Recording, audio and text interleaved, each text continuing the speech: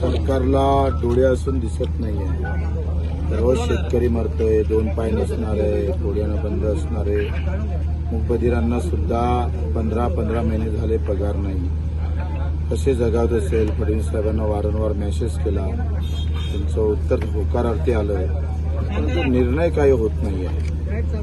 डोळे असून डोळे नसणाऱ्या सरकाराच्या विरोधात पट्टी बांधून आंदोलन करतो आहे, तर तुमच्यापेक्षा डोळे नसणारे लोक बरे, त्याला कम से कम सामान्य माणसाबद्दलचं मन आहे।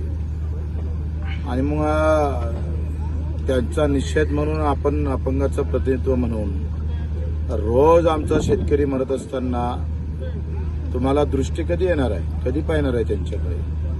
काल आमच्या अचलपूरला श्रीकृष्णानं आत्महत्या केली आणि मी अन्नत्याग आंदोलन करत होतो तेव्हा रामानं आत्महत्या केली।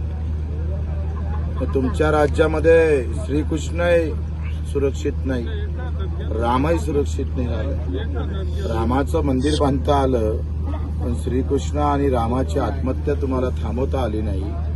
त्याचं खरं तर निषेध करतो आहे।